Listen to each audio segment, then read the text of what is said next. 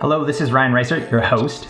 This is going to be a very different podcast series than anything you've experienced on the market. What I'm trying to do is change things up a little bit. Rather than having a special guest and one topic with great conversation that goes away, we're going to host a series of experts and others who have perspective on different topics over a period of time.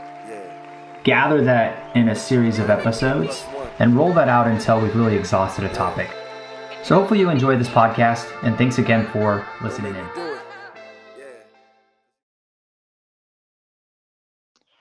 Really excited for the next guest on this topic, Armand. Absolutely. I'm thrilled to be here, man. And so by background, I'm a director of sales over at Carta. My name's Armand Farrokh, and I'm also host of the 30 Minutes to President's Club podcast, where, Ryan, you were actually just a guest on, and it was a phenomenal episode. So we're here to talk about coaching culture today. Yeah, no, I'm excited. And, I got you and Nick scheduled back to back on this because I was so fired up based on our episode of your podcast, just the way you guys are structuring that. And the way that it's going to come to market, where it's just all tactical and a bunch of impact. Mm-hmm. For anyone listening, really recommend following these guys and checking it out as it goes to market. So thanks again for coming on board. Nick was a fantastic guest because he's the first individual contributor. Now we got another manager on your side, but lots of energy here. So getting right into it, the first question for everybody here is, do you believe in the rise of this, revenue intelligence or coaching culture movement that we're seeing? Yeah. And so I think revenue intelligence and coaching culture, in my mind, are two very, very different things. And so by background, yes, I'm a director of sales at Carta, but I have no ICs on my team. And so I manage multiple managers who then manage field reps. And so I'm not in the deals from day to day. And so if you thought of there would be like one classic case for revenue intelligence, it would be someone like me, someone who can't physically be in all of the deals. And especially because we have a transactional motion, like we're selling under 10K check sizes oftentimes. And so there's so many deals I can't possibly be in all of them. The bottom line is, if you look at the Gongs or the Choruses of the world, we're not at the point where you can just look at a tool or look at a dashboard and be like, boom, this person needs to work on X. What I use revenue intelligence tools for and basic Salesforce dashboards is to use Moneyball metrics from number of ops, from op to stage one, from stage one to stage two. I use all those Moneyball metrics to start to diagnose where I might be able to help a rep. And that's where I dig in and start listening to calls. And so it helps me cut out all of the weeding through calls that I have to do and only listen to the best calls or the most important calls for someone's development.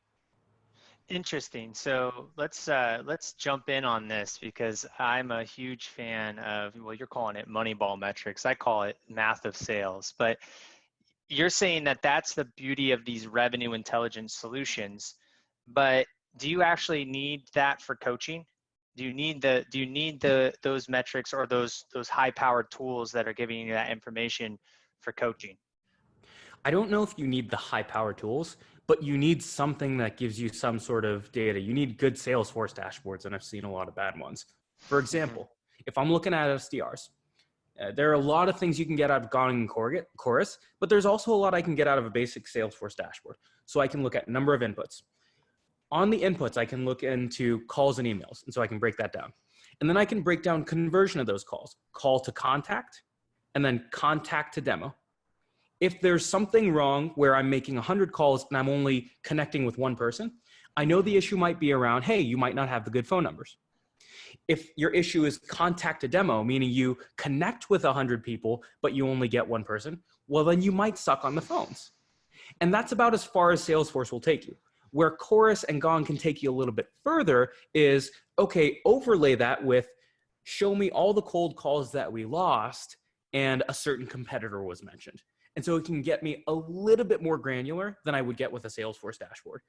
But I wouldn't say that they're essential tools. If you have a sales org of 10 people, I don't think you need Chorus on day one. I would say there are many other tools that would come before that, but these other ones are also nice once you get some scale in your org. Yeah, interesting. So the simple understanding of those top of funnel metrics, activities to conversations, conversations to demo. Just looking at that at the very top of the funnel, you're already unpacking so much opportunity for coaching, right? And so why do you believe then that this movement is starting to catch fire, right? There's a lot of people starting to talk about this, but to your point, it's not just the technology that drives this. What do you think? Why do you think people are talking about this more and more, at least in tech? Yeah, what's interesting is it's a top down and a bottom up push. So one, revenue intelligence, it sounds cool, right? And so it sounds like something that you'd want to be like, oh, Gong has their whole whatever it's called, goodbye opinions, hello reality thing. And that's caught on with reps bottom up. And so reps are really pushing for the rise of the coaching movement, where they're going into these sales orgs and they're not getting the development that they need. And so oftentimes there's this push up. And then the sales leaders being painted this vision of, wow, imagine if you didn't have to sit on all those calls and you could just look at this tool and it could teach reps to coach themselves. And it paints this really, really awesome vision. But if you've ever seen the hype cycle curve, I honestly believe we're a little bit at the top of the hype cycle. It is very far from the point where you don't have to listen to a call anymore,